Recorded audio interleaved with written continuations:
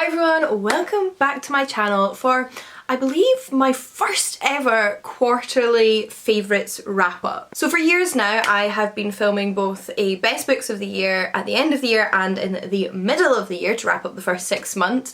But I thought this year, because I've read so many good books already in the first 3 months of 2025, that I might film a quarterly favourites and try and keep that up throughout the year if it's something you're interested in. So that would look like my top 10 books of January, February, March, then my top 10 books of April, May, June, etc, etc. And then I think it's particularly interesting come the end of the year when you see my best books of the entire year, which ones remained favourites until the very end, which ones were the favourites of the favourites. Not that that would mean any of the books in this video aren't just as awesome as I said they were here today, but I just think it's fun, it's a fun little record to have. So yeah, like I said, I've already read quite a few really good books. I've read some not so good books too, but I've particularly read some fantastic books, and I thought I would pick my favourite 10 of the, I think, over 30 books I've read. Let me double check that.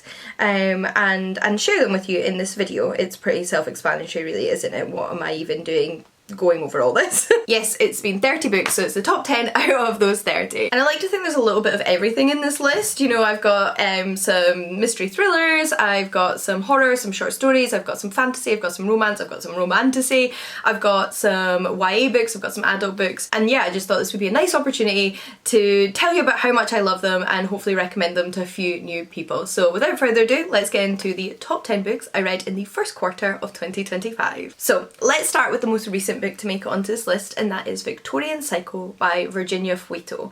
So this is probably best described as literary historical horror. Those would be my 3 genres if I were to categorise it. And it's not a very long book. I think it was just under 200 pages or around that mark, and I sped through it. I think I read it in 2 days because it's one of those books that once you start reading it, you cannot look away. You are compelled to continue on, to witness every bizarre, dark, terrible, strange thing that takes place in this narrative, often at the hands of our protagonist or our narrator. So this is about a governess in the Victorian era who takes on a position in a new household, and it appears from the very beginning that she has an ulterior motive to getting a position at this specific household. We don't know what it is, but she wanted in, and she is now in charge of a young boy and a young girl, but she clearly has very little interest in children, and she's clearly experienced some slightly strange things in her own past, which are slowly presented to you as the book goes on. And it's really interesting because in some regards you sympathise with her as a character. You know, she's a servant in the Victorian era, she's a woman in the Victorian era, although governess is a slightly higher position than say like maid, but she's not grown up super wealthy, and she's definitely treated differently and perceived differently by the upper classes, but she also doesn't quite fit in with everybody else. But part of that is on her shoulders because she does say and do slightly odd things, and these odd things get progressively darker and harder to kind of sympathise with as the book goes on. For me at least, this wasn't the kind of dark female lead where I was rooting for her the entire time. I certainly wasn't thinking, yeah, go girl, that's awesome, you do you. I would highly recommend looking up a complete list of trigger warnings, but for example there is infanticide. This is not, like I said, an entirely sympathetic narrator, but one you cannot look away from.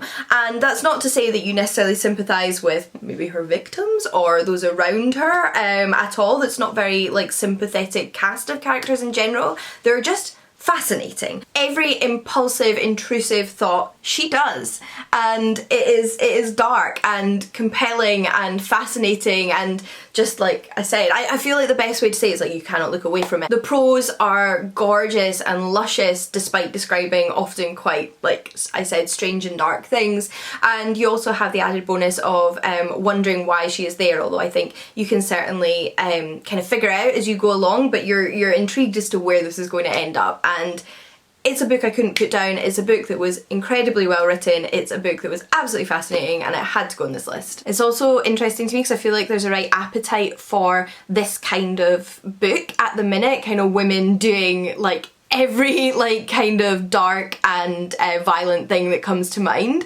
and it's really fun to read. But there's definitely some older books in this subgenre that I feel like if they came out now would have so much hype around them, like The Butcher's Hook by Deborah Ellis. So if you've read Victorian Psycho already and want something else, then go check out The Butcher's Hook, because that was a fantastic book. Then something a tad different. Let's talk about a contemporary romance novel, and that is Tastes Like Shakkar by Nisha Sharma. So I think this was the first book I read this year that has made it onto this list. It's the second in the If Shakespeare Were an Auntie series, which begins with Dating Dr. Dill. Now I read Dating Dr. Dill I think the year it came out, so it was a couple of years ago now, and I really enjoyed it. It was a really fun contemporary romance, and I'd been meaning to get around to book 2 for a while, so I finally took the plunge, and I'm so glad I did, because this was top tier. I enjoyed book 1, no doubt about it, but this book was in another league.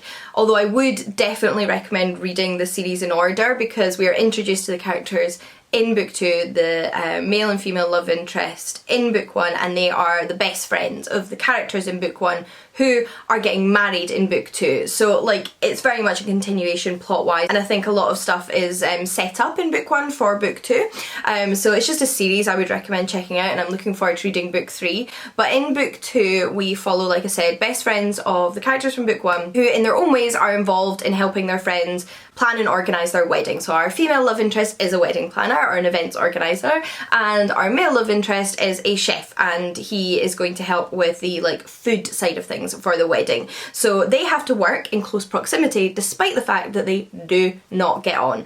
But it is very much that kind of like love-hate tension where they're constantly bickering and at each other, but it's covering some sexual tension, and we hear a little bit more of the history that might have led to this specific dynamic as the book goes on, and we see them realise that maybe there could be more to their relationship. And I just thought it was so nicely done. Like, I was really rooting for both of the characters, who felt complex, they had flaws, they had positive characteristics. I really enjoyed how they played off one another, and also their relationship with their friends. I love seeing positive friendship dynamics depicted in books. And while there were certainly like misunderstandings and miscommunications and arguments and kind of emotions getting the best of them at times, it felt like I was reading a romance novel about 2 grown-ups, which was really nice. Continuing the trend of jumping around in the genres, I thought the next book I would talk about is a collection of poetry, and that is Signs and Music by Raymond Antrobus.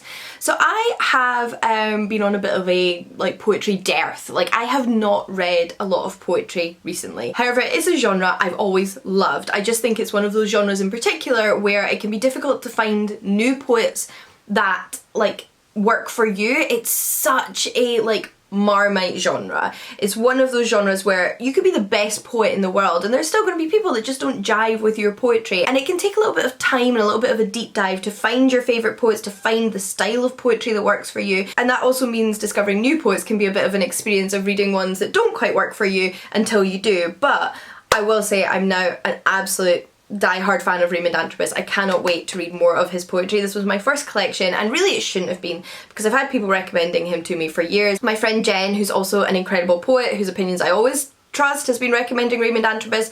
My mum's been a fan for years, and finally she bought me a collection for Christmas, which has turned me into a Raymond Antrobus fan too. So Signs Music is a collection of poems which all centre around the theme of parenthood and fatherhood, and that includes both the poet's relationship with his newborn child and reflections on his relationships with his parents, and in particular his father, and how he feels about being a father now, how he feels about that dynamic with his partner at the time, how they handled parenthood, how it felt to be a father when you maybe didn't have the best relationship with your father, and also just like being a parent in the 21st century. And as somebody who is very on the fence about having a child who goes back and forward between whether they do and don't want to be a parent, I find it really like reflective to hear about other people's experiences in their own words, and I found this book really quite heart-wrenching from various different perspectives. Like, I think you could take something away from it whether or not you're a parent,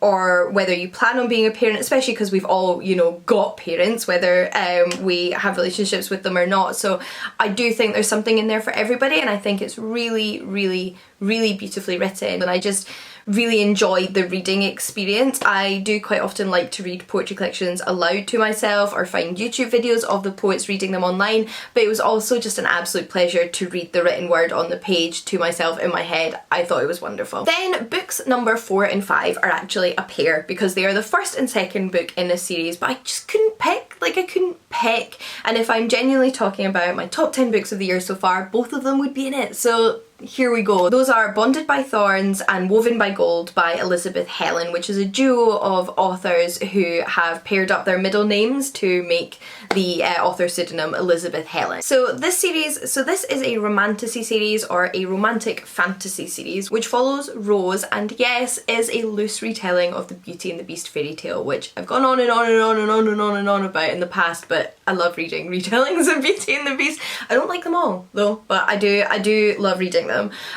This one, however, absolutely fantastic. We follow Rose, who has been raised in like our ordinary mortal world, but her father is obsessed with the fairies, and the reason being is that her mother went missing many years ago when she was a child, and her father is convinced that she was abducted by fairies. So he spent his whole life basically searching for a way into the fairy world to rescue her mother, and in the process kind of, you know, neglecting his daughter, who is pretty miserable. She has no real friends. She is in an on and off again relationship with this abusive guy who takes advantage of her, and she works in a bookshop where she is treated like trash, and all she wants is to read books and be happy and have friends and fall in love. And she ends up stumbling into the fairy world, where she ends up falling in love with a number of men. So this is a polyamorous why choose romance where we follow Rose, like I said, in the fairy realm, being trapped in this castle by this prince, a little bit like in your Beauty and the Beast setup,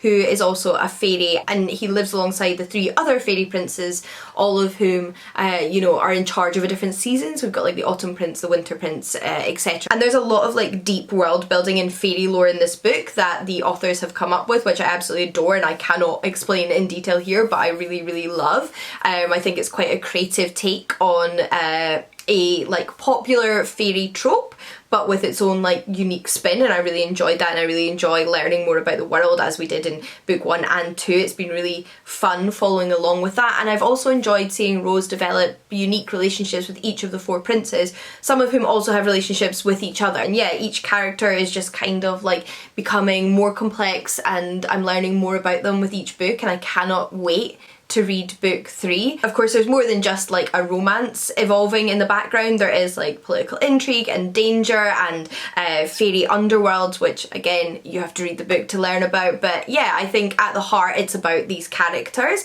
and them kind of having positive influences on each other, which I really enjoy. I love seeing when like other characters bring out the best in each other and they can kind of like learn and grow together. And for being really chunky books, like book 2 was over 500 pages. I zoomed through these. I cannot remember the last time I read a book this long that quickly. It's been a while, so that was also just like a really fun reading experience. It kind of took me back to a time where I was reading a lot more like fantasy series when I was younger, and I was so like in them. It's been a while and I absolutely adored reliving that, and I'm looking forward to continuing that trend with books 3 and 4. I think there's a plan for 7 books in total, but 4 are out at the moment. We then have a collection of short stories, and that is Things We Lost in the Fire by Mariana Enriquez, and this is the second collection of short stories I've read by this author, both of which I adored. She has such a way with words. They are really beautifully written, which I guess is something you kind of hope for in particular from a short story collection, because of course you've not got that like long narrative to get really attached to characters in, so it's kind of about what a story can say and what words it uses to say it. I think that's kind of like a given, but she delivers. She's a beautiful writer and she explores some really complex and kind of serious dark themes within what I would consider kind of literary horror stories. That's kind of how I'd best describe them, and there's a real range within her stories. So there is some paranormal aspects to some of them. Some of them play around with local religion in Latin America, like derivations of Christianity and sainthood. There's also quite often often themes of ghosts I found in her short stories, so also like kind of grief and loss and death. But despite that, I find the horror in her stories is almost exclusively rooted in reality. So like what makes you feel horrified as a reader reading these stories isn't the fact there's a ghost, it's the fact that you're reading about poverty and child abuse, abuse of power, trauma, etc. Those are the things that are horrifying. And she quite often, I find, explores themes of class and poverty, as well as girlhood, growing up, and mental health. Like those are some of the themes that for me always feel at the forefront of her stories in both collections that I've read, and she always manages to do it so well. And amidst the horror and the darkness and the like quite like visceral like violence of her stories, there are also these moments that kind of make you laugh and smile, that make you go oh my god, like this is so ridiculous or so relatable, and I enjoy that touch of kind of dark humour. It really works for me as a reader, and I think adds something to the stories. So I would highly recommend reading really anything by Mariana Enriquez, but this year in particular I absolutely adored reading The Things We Lost in the Fire. Next up is a contemporary fantasy / paranormal rom-com, and that is A Witch's Guide to Fake Dating a Demon by Sarah Hawley. So this is rom-com, and I love that. I'm always looking for good like rom-com books. I love to laugh. That sounds really cheesy, but like I really like comedy books, not just within my romance. So when I can combine two genres I enjoy, I'm always here for it. And this book was really funny, so that was a massive plus. It's set in our contemporary world, but a version of our world where like magical creatures, paranormal creatures are very much known, acknowledged, everyone's aware of them, and our protagonist is a witch, or our female love interest protagonist is a witch who lives in a town which is a bit of a hub for magical creatures, so like it's got a particularly high magical population, and she feels kind of ineffectual, like she's not living up to her mother's expectations as a witch, and she feels like she keeps messing up her spells. And in some regards she does, because in the beginning of this book she decides to cast a spell which is meant to summon, I think it was flour, because she's baking a cake, but it's definitely an ingredient, and instead summons a demon who she is then tied to until she makes a bargain with. And yes, of course, as expected, this demon character becomes our male protagonist and love interest. And what is unique about our demonic love interest is that he actually has a human soul. So demons aren't meant to have souls, they collect souls to use in the demonic realm, but they do not have souls. However, he sort of like was tricked by a dying human and ended up with their soul, and that means he has all of these emotions and strong feelings and things like that he's never felt before, and he's so overwhelmed by them. I think all of us at some point or another have experienced the kind of overwhelming emotions or anxiety or dread or feelings we didn't know what to do with, and I like the way that kind of his having a soul becomes a metaphor for that, so that was really fun. And then obviously I really enjoyed their dynamics. They are kind of stuck together and don't want to be stuck together but can't help but like each other and get on, and this chemistry develops which turns into a romance, and it's a lot of fun. There is also themes of environmentalism woven in there, as well as kind of family expectations versus your expectations for yourself and figuring out who you are. And it was all just a ton of fun. Like there was a lot of layers, there was a lot of plot, there was romance, there was a lot of fun character development and interaction, and more really to the story than I was expecting there to be. And I really cannot wait to read book 2. We then have a young adult thriller mystery novel, which is Till Death by Buseo Mataluco, and this was such a fun read. I am a sucker for the YA thriller genre. Like, I really enjoy adult thrillers too. It's not that I exclusively read young adult thrillers, but there's something very specific about this subgenre. For me, young adult thrillers typically aren't as dark, unsurprisingly, as adult thrillers. There's kind of a guaranteed like happy ending, and there's often those added themes of growing up, figuring out who you are, defining yourself as an individual, and just going through those big life changes changes that often happen in your sort of mid to late teens. For example, in this story, our protagonist is just finishing high school in the UK and about to head off to university. But she's very much influenced by her parents' expectations of her, so she's very much struggling with what they want for her and what she wants for herself. They think she wants to be a lawyer, they want her to be a lawyer, but she wants to be a criminologist, she wants to be a private investigator, she wants to solve crimes.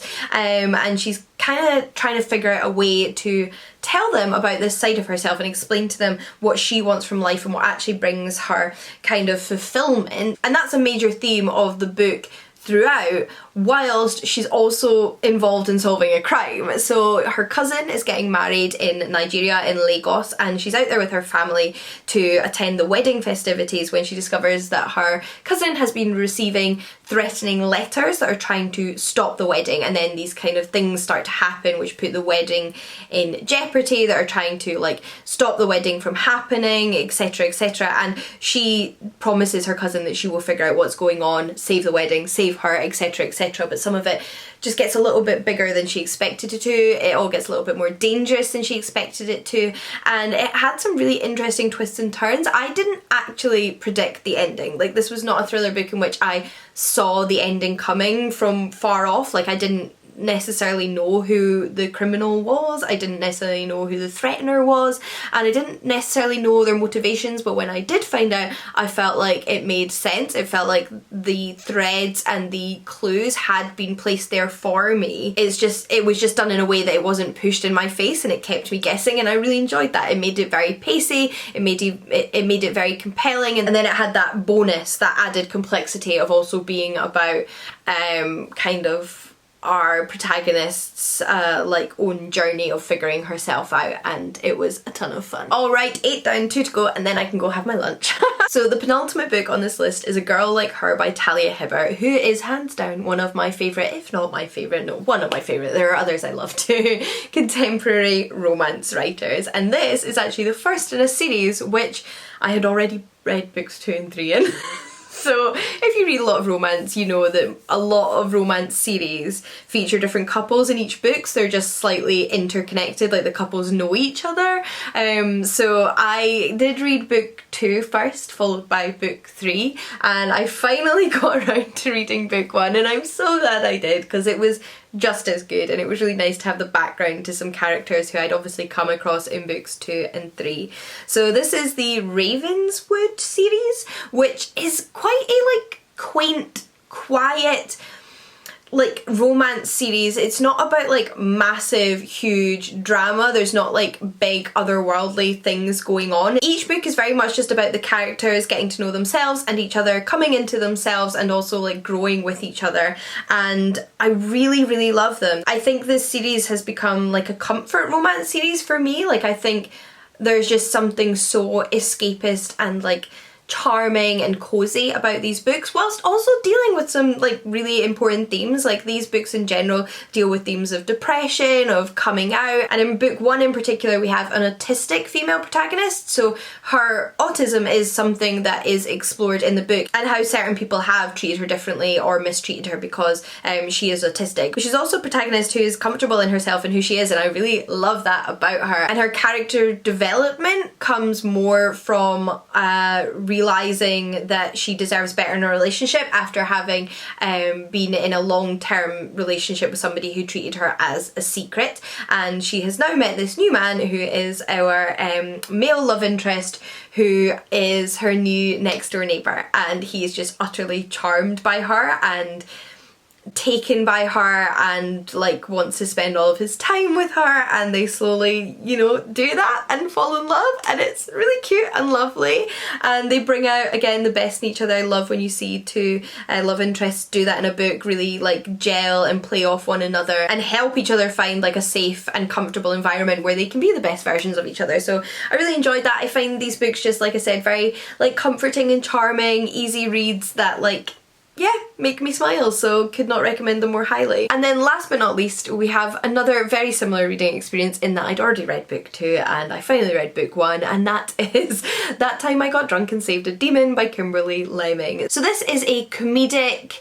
fantasy romance book. So a fantasy rom-com, shall we say, set in a world in which demons threaten the lives of ordinary people, except do they really? Or has everyone maybe been a little bit misled by their goddess? And this book follows Cinnamon, who is a cinnamon farmer, when she saves a demon unexpectedly, thinking he's an ordinary man, only to be informed by this demon that actually demons are not evil and they are actually driven mad by this goddess's evil powers, and he needs her help in defeating her. And she's dragged on this adventure that she never planned on going on. She's very much a Bilbo Baggins character, which I love. Like, I love a reluctant adventurer. I love a homebody character who enjoys their life, just wants to do their job, take care of their farm, go out with their best friend, drink some mead, eat some cheese, etc, etc, but then is kind of forced to save the world in a sense.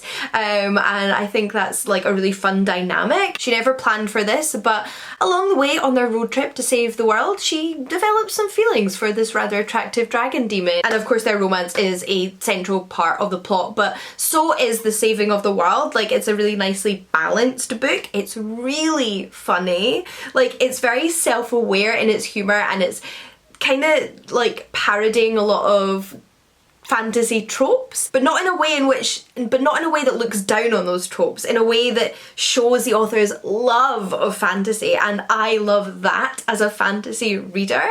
Like, if you're a Terry Pratchett or a Tom Holt reader but you don't typically read romance, give this series a try, because I think it has a lot of charm of those like comedic fantasy books just with a romance as well, and it might show you that romance can be a ton of fun as well.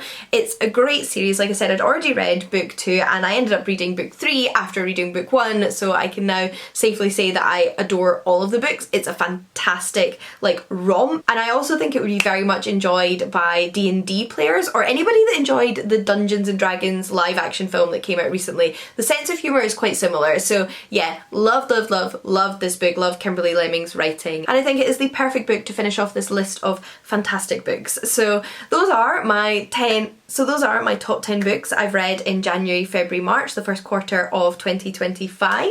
I'd love to know if you've read any of them, what you thought of them, or if you're going to go read them now that I've recommended them, as well as what the best books you've read so far this year. Even if you've only read 2 books, what was the best one? What was your favourite of those 2 books? It doesn't matter, this is not a competition, but I would absolutely love your recommendations, because I have found many fantastic books through your comments in the past, and you always recommend some really interesting stuff that I've never heard of before, or remind me of books that are on my TBR, so thank you for that. And until next time, happy reading, and I'll see you all again in the next one. Bye!